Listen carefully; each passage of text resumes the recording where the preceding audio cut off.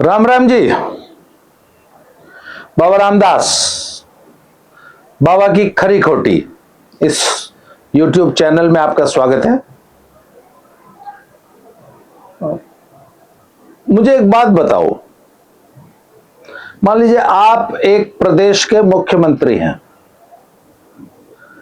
और कुछ लोग आपके पास आ जाएं कि जी हमारे पास भैंस बांधने वाला सिक्कड़, चेन होती है ना जिसमें भैंस को बांधते हैं, बोलिए हमारे पास ये भैंस बांधने वाली चेन है, अब आप एक काम करो हमें भैंस दे दो। तो बोले जी मैं कहां से दे दूं भैंस? बोले क्यों नहीं दोगे जी, हमारे पास ये सिक्कड़ है। बोला भाई सिक्कड़, तुम्हारे पास सिक्कड़ है इसलिए तुमको भैंस दे दे। बोला कहां से लाए सिक्कड़? बोला जी बाजार से लाए। बोला क्यों लाए, क्यों लाए तुम सिक्कड़ खरीद के? बोले जी दुकानें खुली हुई इतनी सारी। तो चूंकि बहुत सारी सिक्कड़ की दुकान खुली हुई है मार्केट में, इसलिए मैं एक सिक्कड़ खरीद के ले आया। अब सरकार के सामने धरना दे रहा हूं कि मुझे नौकरी दो, मतलब भैंस दो। सिक्कड़ क्या है? एक डिग्री। कहां से मिली? दुनिया भर के कॉलेज खुले हुए हैं, वहां से मैंने एक डिग्री ले ली। अब सरकार को धरना दे रहा हूं कि मुझे सरकारी नौकरी दे दो। This is the trend today. आज हमारे देश में यही ट्रेंड है। दुनिया भर के बेरोजगार डिग्रीज लिए घूम रहे हैं और सरकार को बोल रहे हैं हमें नौकरी दो। पंजाब में भी यही हुआ। चन्नी साहब की गवर्नमेंट थी पिछली सरकार की, जब अब कैप्टन अमरिंदर सिंह को हटा के चन्नी साहब को सीएम बनाया, 4-5 महीने बाकी थे चुनाव में, तो चन्नी साहब ने आते ही डिक्लेयर कर दिया हम नौकरियां बांटेंगे। मतलब नौकरी देने का एक बड़ा लंबा प्रोसेस है, एक सेट तरीका है सरकार का। पुराने जमाने में तो कांग्रेस में तो सिर्फ पर्ची पे लिख देते थे नौकरी मिल जाती थी। इस पे भी अलग से एक किस्सा बताऊंगा कि पुराने जमाने में नौकरियां कैसे मिलती थी। वैसे एक दो वीडियो मैंने इस पे शायद बनाई भी है। पर आजकल नौकरी देने का बड़ा लंबा, बड़ा टीडियस प्रोसेस है। ऐसे ही नहीं किसी को नौकरी दे सकते आप भारत सब में अब। पर चन्नी साहब ने कहा था, तो चन्नी साहब बोले था आपने नौकरी का वादा कर दिया, टाइम तो बहुत कम है। बोले हम 100 दिन के अंदर नौकरी देने का प्रोसेस कंप्लीट कर देंगे। कैसे? बोले सिर्फ रिटन एग्जाम लेंगे और जो मेरिट बनेगी उसमें नौकरी दे देंगे। तो बोले जी वो रिटन एग्जाम कौन लेगा? बोले कमेटी बना देंगे, गुरु नानक देव यूनिवर्सिटी की और पंजाबी यूनिवर्सिटी की वाइस चांसलर की एक कमेटी बना देंगे। नौकरी क्या थी जी? असिस्टेंट प्रोफेसर की। अच्छा जी। तो लोगों ने कहा सर कि पर इसका एक संवैधानिक प्रक्रिया निर्धारित की गई है। समझदार लोगों ने समझाया कि जैसे आपको असिस्टेंट प्रोफेसर बनाना है तो यूजीसी की नॉर्म्स हैं, उनको फॉलो करना पड़ेगा। और एक और कॉन्स्टिट्यूशनल नॉर्म है कि ग्रेड ए और ग्रेड बी की नौकरी देने के लिए पीपीएससी है, पंजाब प्रदेश सर्विस कमीशन, चयन आयोग। वो चयन आयोग को ही हक है ग्रेड ए और ग्रेड बी की नौकरी देने का। चयन आयोग ही पूरी भर्ती की प्रक्रिया फॉलो करेगा, आप नहीं कर सकते। आप उसको बोला कुछ ना होता कर दो, और कुछ नहीं होता कर दो। तो यूजीसी की नॉर्म्स और पीपीएससी की नॉर्म्स को नजरअंदाज करके चन्नी साहब ने एक रिटन टेस्ट कंडक्ट कराया।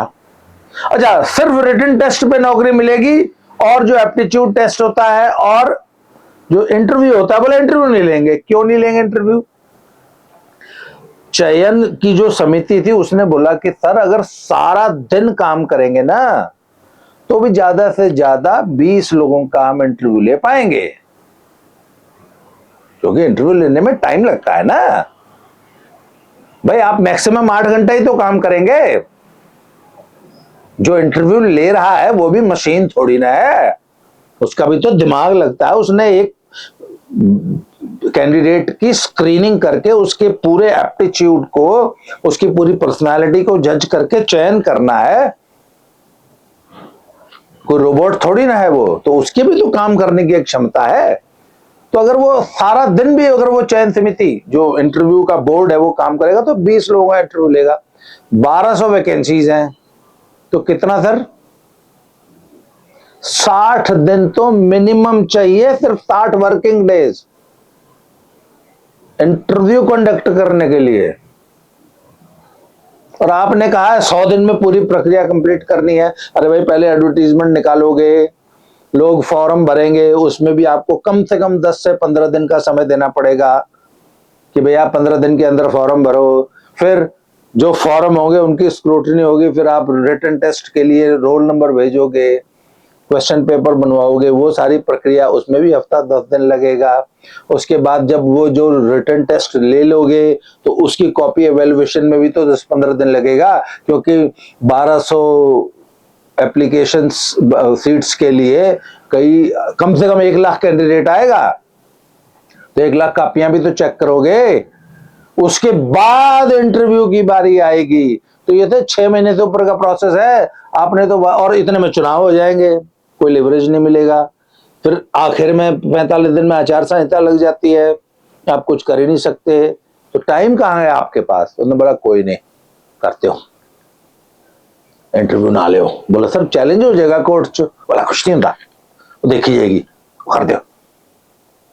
कर दिया, 1158 लोग सेलेक्ट कर दिया, सब कुछ साइडलाइन करके अपनी मनमानी से चन्नी साहब ने 1158 असिस्टेंट प्रोफेसर का सिलेक्शन कर दिया। कुछ लोग हाई कोर्ट चले गए, हाई कोर्ट ने स्टे दे दिया, देना ही था। जब आपने किसी नॉर्म को पूरा ही नहीं किया और रिटन टेस्ट लिया और सबको सिलेक्शन दे रहे हो, तो इसमें हो सकता है आपने पता नहीं क्या गड़बड़ी की होगी, क्या होगा। आपने जो सेट प्रक्रिया है, नॉर्म है, उसको फॉलो क्यों नहीं किया? इस आधार पे हाई कोर्ट ने पूरी चयन प्रक्रिया को अनकॉन्स्टिट्यूशनल ठहरा दिया। अब गुरुजी लोग, असी पढ़े लिखे हैं, मेरे को डिग्री आ, मैनू नौकरी दो, मैनू तो अपॉइंटमेंट लेटर मिल गया, मैनू नौकरी दो, मैनू ज्वाइन कराओ। हाई कोर्ट ने ऑर्डर कर दिया जी नहीं, आपकी तो चयन प्रक्रिया इनकॉन्स्टिट्यूशनल है, किस बात की नौकरी, कैसी नौकरी? चयन प्रक्रिया प्रॉपर होगी तब मिलेगी प्रॉपर नौकरी, आपका तो सिलेक्शन ही गलत हुआ है, नौकरी देने का सवाल ही पैदा नहीं होता। अब वो 1158 असिस्टेंट प्रोफेसर, उनके साथ कुछ लाइब्रेरियंस की भी वैकेंसी थी। तो ये श्रीमान जी लोग पिछले 5 महीने से धरने पे बैठे हुए हैं। अच्छा, हर जो सो कॉल्ड पढ़ा लिखा बेरोजगार सरकारी नौकरी का दुराग्रह करता है, उसका एक ही तर्क है, क्योंकि मेरे पास डिग्री है, वही बाजार से खरीद के मैं सिक्कड़ लेके आया हूं, इसलिए सरकार मुझे 20 लीटर दूध देने वाली एक भैंस दे दे। क्यों दे दे भाई? क्यों मेरे पास सिक्कड़ है। तेरे को नौकरी क्यों दे दे भाई? क्योंकि मेरे पास डिग्री है।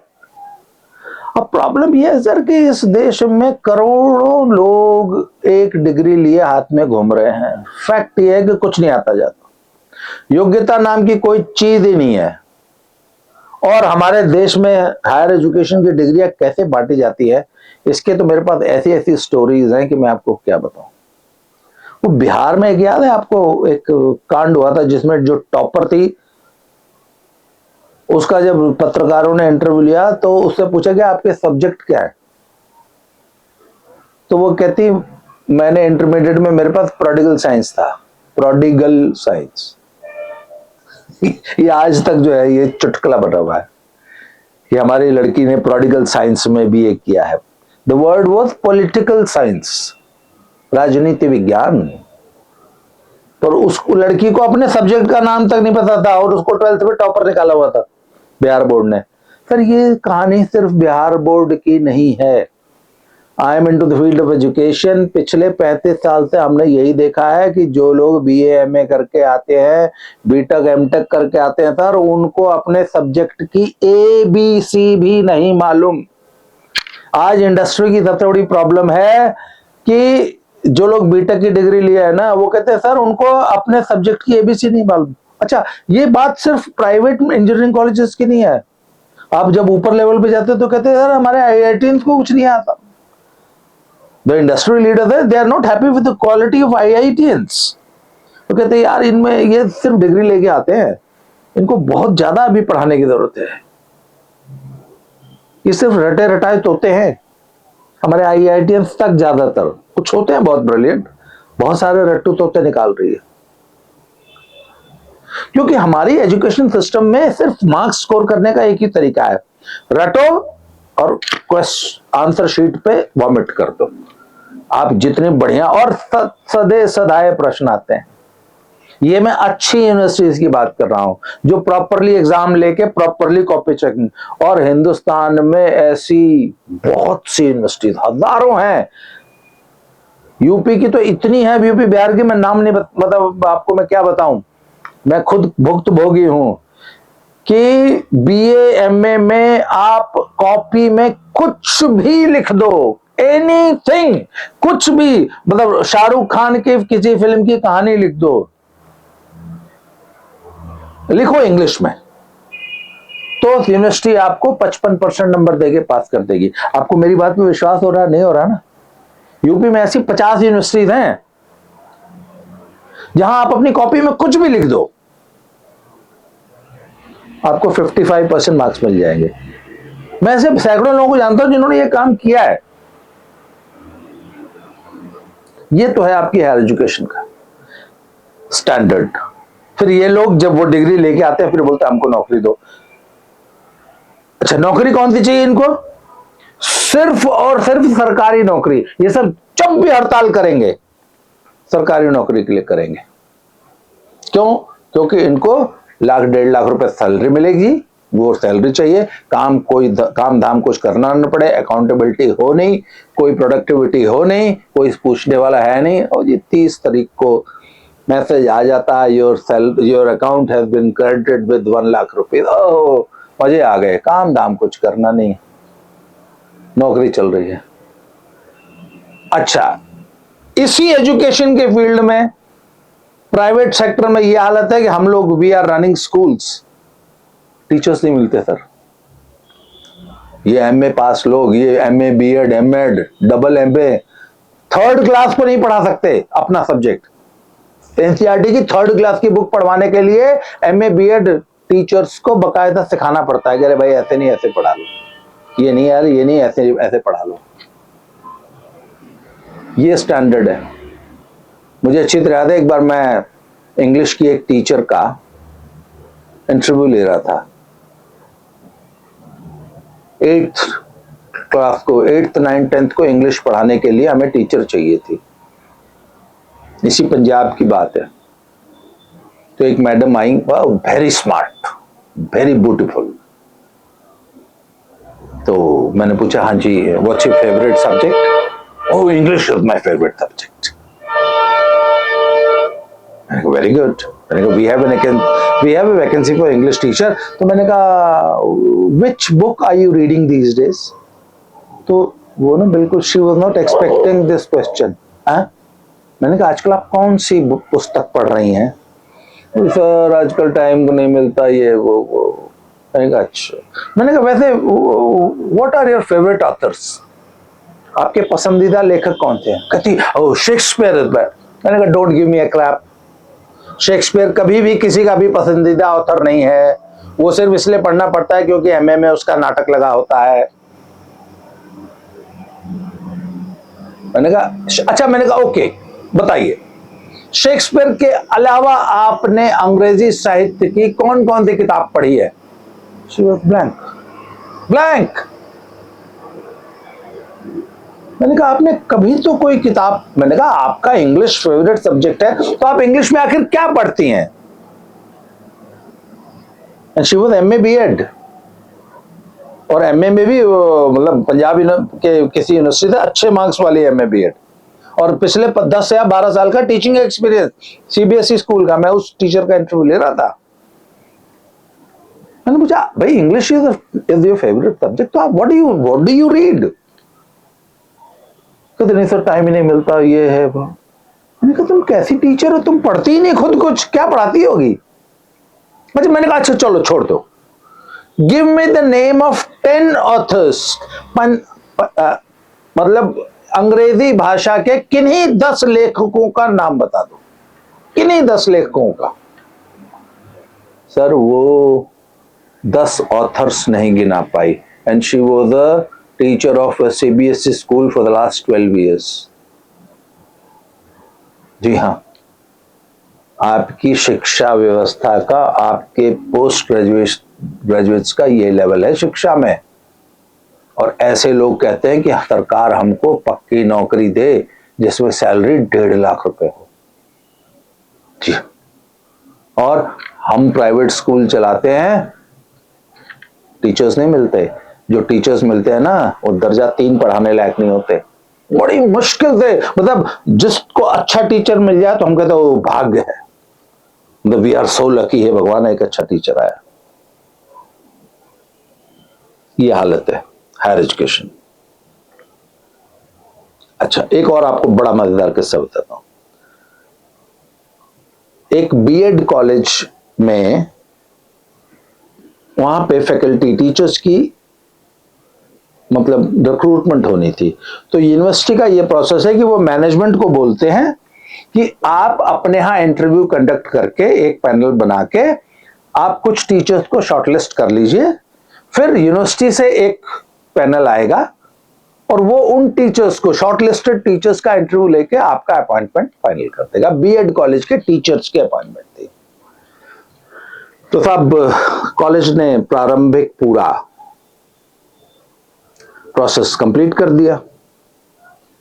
जब प्रोसेस कंप्लीट कर दिया तो गुरु नानक देव यूनिवर्सिटी से वहां के एक रजिस्ट्रार और डीन टीचिंग, ये 2 लोग आए इंटरव्यू लेने। तो कॉलेज के चेयरमैन सर और कॉलेज के प्रिंसिपल ये लोग बैठे हुए थे। तो उन्होंने एक एक करके कैंडिडेट्स को बुलाया। तो जो डीन थे और जो रजिस्ट्रार थे यूनिवर्सिटी के, उन लोगों ने इंटरव्यू लिया सबका। जब इंटरव्यू हो गया, सब कैंडिडेट्स बाहर चले गए, तो डीन सर ने चेयरमैन सर से पूछा कि चेयरमैन साहब यही कूड़ा मिला है आपको सिलेक्ट करने के लिए? मतलब उन्होंने उन कैंडिडेट्स को कूड़ा बता दिया। तो chairman was a very shrewd businessman, very senior and a very experienced man and a big businessman। आखिर इतना बड़ा कॉलेज चलाना कोई छोटे मोटे आदमी तो काम है नहीं। तो उसने बोला sir anything else, any other comment you want to make? कहता नो। तो उसने कहा कि सर मुझे जरा वो रिज्यूमे दीजिए। उसने बोला सर जिस लड़की को आपने कूड़ा बताया है वो आपकी यूनिवर्सिटी में, ये देखिए उसने 80% मार्क्स स्कोर किया है आपकी यूनिवर्सिटी से, गुरु नानक देव यूनिवर्सिटी से। अगला रिज्यूमे, सर ये देखिए 78% का कैंडिडेट है, आपकी यूनिवर्सिटी ने उसको 78% मार्क्स दिए। तो यू मीन टू से कि आपकी यूनिवर्सिटी का 80% स्कोर करने वाला स्टूडेंट कूड़ा है? मतलब आप कूड़े को 80%, आपने खुद कहा ये क्या कूड़ा इकट्ठा कर लिया, वो कूड़ा आपका ही है। वो डी यूनिवर्सिटी का स्टूडेंट जिसको आपने 80% मार्क्स दे रखे हैं उसको आप खुद बोल रहे हो कूड़ा है। अरे भैया कूड़ा है तो इसको 33% से नीचे देके फेल कर देते। 80% आपका स्टूडेंट है और ये हमने बेस्ट छांटे हैं, तो आप अपने 80% और आप अपने टॉपर्स को कूड़ा बोल रहे हैं। तो हे भगवान आपका 40% कैसा होगा डीन सर? ये है। अच्छा एक बात बता दूं आपको, ये जिन यूनिवर्सिटी का नाम ले रहा हूं these are very good universities. UP वालियों का तो हे भगवान वही प्रोडिगल साइंस है। मेरे पास एक यूपी में भी एक काशी विद्यापीठ का एक एमए इंग्लिश आया था, आज से बहुत पुरानी बात है। इस पे मैंने तो स्टोरी भी लिखी है इस पे। मेरी बड़ी फेमस स्टोरी है राजेंद्र प्रताप टिरपुल एमए। यस वो ट्रिपल एमए था। ट्रिपल एमए भी, political science, economics and English, 3 subject से काशी विद्यापीठ से एमए था वो लड़का। उसके बाद बीएड एमएड पता नहीं क्या करके आया था। और हम गांव में गुरुकुल नुमा पेड़ों के नीचे बिठा के पढ़ाते थे, तो हमारे पास आया था। तो मैंने पूछा, ये एक्चुअल नाम था राजेंद्र प्रसाद। मैंने बोला हाँ जी क्या? बोले जी इंग्लिश पढ़ाएंगे। तो मैंने कहा किस क्लास को पढ़ाएंगे? बोले सर 10वीं 12वीं तक सब पढ़ाएंगे। तो मैंने कहा जी हमारे पास तो बड़े छोटे छोटे बच्चे हैं। तो हमने अपने एक टीचर से बोला कि जरा 3rd क्लास की एनसीईआरटी की बुक लेके आओ। तो उसका पहला लेसन, उसमें पता नहीं एक वर्ड था बीच, BEACH, बीच। तो गुरुजी जो है बीच में फंस गए। बोले सर ये बीच का मतलब मुझे नहीं पता। मैंने कहा कोशिश कीजिए। बोले तो कुतिया होती है क्या? मैंने कहा नहीं बेटा वो बिच होती है। ये बीच है, बीच समुद्र तट होता है। सर ट्रिपल एमए काशी विद्यापीठ का एनसीईआरटी की 3rd क्लास की बुक के फर्स्ट चैप्टर में फेल हो गया था। ये लोग फिर धरना देते हैं मुख्यमंत्री की कोठी पे कि हमको 1.5 लाख रुपए की सरकारी नौकरी दो। तो साहब वो धरना पंजाब में पिछले 5 महीने से चल रहा। असली ये तो यार मैं अब तक भूमिका ही बनाता रह गया, असली स्टोरी तो अब शुरू हुई है, जो मुद्दा है। तो सर स्टोरी ये है कि वो जो 1158 असिस्टेंट प्रोफेसर की बेरोजगारी का मुद्दा चल रहा था, उसमें एक मैडम ने आज से 5-7 दिन पहले रोपड़ की रहने वाली थी और सरहंद कनाल में उन्होंने छलांग लाती ते रब नू। तो सर अब वो 1158 जो कैंडिडेट है, वो हमारे पंजाब के जो शिक्षा मंत्री है, उसकी कोठी के सामने पिछले 2 महीने से धरना दे रखा है उन्होंने कि सानू नौकरियां दो। अब बेचारा शिक्षा मंत्री कहां से नौकरी दे देगा यार? हाई कोर्ट में केस चल रहा है, हाई कोर्ट ने उस नियुक्तियों को अनकॉन्स्टिट्यूशनल बता के रद्द कर दिया। भाई शिक्षा मंत्री कहां से दे देगा? अब हाई कोर्ट जाओ यार, सुप्रीम कोर्ट में लड़ो, वहां से अपना क्लियरेंस कराओ, वहां से भी पक्का वही होना है। जब आपने ड्यू प्रोसेस ही फॉलो नहीं किया तो कहां से सुप्रीम कोर्ट तुमको नौकरी दे देगा? तो इन्होंने साहब वो धरना लगा रखा उसके सामने। तब तक ये मैडम नहर में कूद गई। अब इन्होंने कहा चूंकि तुमने नौकरी नहीं दी इसलिए हमारी मैडम नहर में कूदी है। अगर तुम नौकरी दे देते तो वो नहर में नहीं कूदती। अब हम भी कूदेंगे सारे। अब ये 5 दिन से नाटक चल रहा है। तो अभी हमारे भगवंत मान साहब 8 PM CM, नहीं सर 8 PM नहीं, मेरे को आज कोई बता रहा था नहीं सर कितने 8 PM और 7 PM सर, समटाइम्स 5 PM। ओ सर नहीं की गल्ला कर रहे हो यार, समटाइम्स 6 AM। तो सर वैसे जनरली 7 PM CM। आज मुझे एक बंदा बता रहा था कि सर मुख्यमंत्री जी जब 7 बजे सर जो एंड ਵਧੀਆ ਮੂਡ ਬਣਾ ਲੈਂਦੇ ਆ, ਉਦੋਂ ਸਾਰੇ ਡਿਸੀਜਨ ਲੈਂਦੇ ਆ। ਕਹਿੰਦੇ ਸਵੇਰੇ ਤੋਂ ਉਹਨਾਂ ਨੂੰ ਕੰਮ ਹੀ ਨਹੀਂ ਹੁੰਦਾ, ਉਹਨਾਂ ਦੇ ਹੱਥ ਕੰਬਦੇ ਆ। ਫਿਰ ਸ਼ਾਮੀ 7 ਵਜੇ ਜਦੋਂ ਐਨ ਮੂਡ ਬਣਾ ਕੇ ਇਦਾਂ ਕਰਕੇ ਹਾਂ ਹੁਣ ਲਿਆਓ ਕਿਹੜੀ ਫਾਈਲ ਹੈ, ਕੀ ਹੋਇਆ ਪ੍ਰਦੇਸ਼ 'ਚ, ਤੁਹਾਡਾ ਪ੍ਰਦੇਸ਼ ਠੀਕ ਨਹੀਂ ਚੱਲ ਰਿਹਾ, मैं सारा कुछ ठीक कर दूंगा एक दिन। तो सर 7 PM CM जो है उस मैडम जो नहर में कूदी थी उसके घर पहुंच गए। 1 करोड़ रुपए दे दो तो यदि कुड़ी ने नौकरी दे दो ऑन कंपनसेटरी ग्राउंड्स। तो कहते सर कुड़ी तो हजे 3 साल दी है हजे 3 साल दी, कोई नहीं 15 साल बाद दे देवांगे ਜਦੋਂ 18 ਦੀ ਹੋਏਗੀ। मैं मेरी जुबान है, मैं लिख के जा रहा, ਜਦੋਂ ਕੁੜੀ 18 ਸਾਲ ਦੀ ਹੋਏਗੀ ਉਹਨੂੰ असिस्टेंट प्रोफेसर ला देंगे। फिर ऐसे प्रदेश चल रहा है। वो अमृतपाल नामक एक जो वो था अग्निवीर, उसने भी अपने आप स्वयं अपनी जान ले ली थी। उसको भी मुख्यमंत्री आर्मी ने उसको कुछ नहीं दिया था, तो मुख्यमंत्री जी 1 करोड़ रुपए उसको भी दे आए थे। मेरी सर आज की वीडियो का पॉइंट यह है कि कुपात्र लोग सरकारी नौकरियों के लिए कुपात्र, जो असल में 5,000 रुपए में भी महंगे हैं। प्राइवेट सेक्टर से ये जितने लोग सर धरना दे रहे हैं ना, आप इनको प्राइवेट सेक्टर में बोलो तुम पहले 5,000 का अपॉइंटमेंट लेटर लेके आओ, फिर हम देंगे तुम्हें 1.5 लाख। सर ये अपने उस डिग्री और उस क्वालिफिकेशन के बल पे 5,000 की नौकरी नहीं ढूंढ सकते प्राइवेट सेक्टर में, इनको 1.5 लाख की नौकरी चाहिए। चलो ये एक ट्रेंड है, ये तो पूरे हिंदुस्तान में ही है। सरकारी नौकरी ढूंढने वाले 99% निकम्मे हैं। पर ये जो खतरनाक ट्रेंड भगवंत मान साहब ने चला दिया कि जो अपनी जान ले ले, जो खुद ही छाल मार दे, उसको 1 करोड़ रुपया और नौकरी। और सर ये बहुत खतरनाक ट्रेंड है इस दुनिया में। अब आज की तारीख में हजारों लोग कह रहे होंगे पापे ओ यार की तू भी अपनी जिंदगी जी ले यार, तू भी मार दे छलांग नहर च। अब आपको लगा यार कैसी बात कर रहे हो। जी हाँ, अनुकंपा नियुक्ति होती है बहुत सारे विभागों में। मैंने यूपी में देखा है, बहुत सारे लड़के होनहार, जो वाकई होनहार लड़के होते हैं, वो नौकरी में रहते हुए अपने बाप को किसी भी तरीके से मेडिकली अनफिट करा के कुछ ऐसी बीमारी करवा दो, कुछ ऐसा करवा दो जिससे कि बाप जो है टाइम बोल जाए। जैसे मुझे उसकी जगह नौकरी में रहते रहते अगर बाप टाइम बोल जाए तो बेटे को नौकरी मिलती है, उसको अनुकंपा नियुक्ति कहती है। और मैंने हजारों लड़कों को देखा, क्योंकि मैं एक ऐसी जगह पोस्टेड था एक बार जहां पे यही डिपार्टमेंट था, तो मैं देखा कितने लोग अनुकंपा नियुक्तियों के लिए चक्कर मारते हैं। एक बार गांव में एक लड़का अपने बाप से लड़ रहा था कि अरे देखा फलाने मर गई ना तो उनके लड़का एक नौकरी मिल गई, आप तो इतने निकम्मे हो कि आपसे ये भी नहीं हो रहा, काश आप मर जाते तो मुझे आपकी जगह नौकरी मिल जाती। तो ये एटीट्यूड है।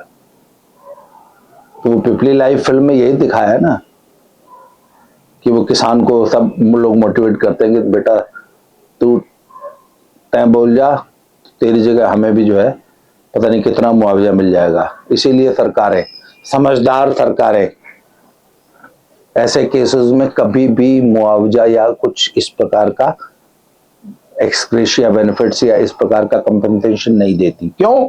लोगों को मोटिवेशन मिलता है, लोगों को एक कारण मिल जाता है कि यार ये सबसे अच्छा तरीका है परिवार को, अगली पीढ़ी को मोटे पैसे दिलवाने का। अब 1 करोड़ रुपया सर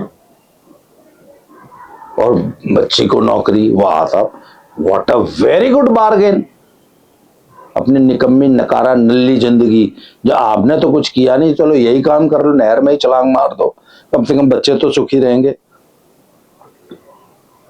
और वोटों की राजनीति करने के लिए नेता ऐसे काम करते हैं जो भगवंत मान साहब कर रहे हैं। मान साहब ये काम मत करो, बहुत सी निकालनी पड़ेंगी सरंद कनाल में से 1 करोड़ रुपए और नौकरी के लिए। ये बड़ा ज्वलंत विषय है, इसको लाइटली मत लीजिए। और वो तमाम लोग जो सरकारी नौकरी की आस में अपनी जिंदगी गुजार रहे हैं, भैया नहीं मिलेगी। मोदी जी ने पूरा देश बदल दिया है। अमेरिका में भी कोई सरकारी नौकरी नहीं करता, सरकारी नौकरियों में वैकेंसी होती है और कोई चार्म नहीं है किसी का।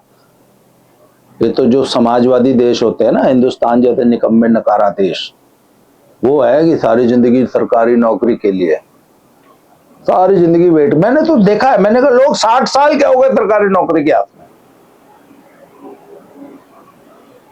वो यूपी में एडेड स्कूल होते हैं जिनमें यूपीएससी से, अब तो यूपीएससी से पुराने जमाने के एडेड लोग एडेड स्कूलों की आस में कि जब हमारे स्कूल को एड लग जाएगी तब हमें पक्की नौकरी लग जाएगी, इस आस में लोग बुढ़े हो गए, मर गए। हमारे बगल के गांव में एक मास्टर साहब थे, वो सारी जिंदगी ऐसे ही एक अनएडेड स्कूल में नौकरी किए, 600 रुपए मिलते थे। और वो इस आस में कि कभी इस स्कूल को जब एड मिल जाएगी तो मुझे पक्की नौकरी मिलेगी। वो अभी 65 साल के हो गए, मर गए, आज तक उस स्कूल को एड नहीं लगी। तो सर सरकारी नौकरी की आस में देश को निकम्मा मत बनाओ, और इस तरीके से नहर में कूदने वालों को ये 1 करोड़ रुपए और उनके बच्चों को नौकरियां मत दो। पूरा देश कूद जाएगा नहर में, क्योंकि नौकरी के लिए कुछ भी करेगा। आज के लिए इस वीडियो में इतना ही, अगले वीडियो में फिर से मिलते हैं। Thank you very much.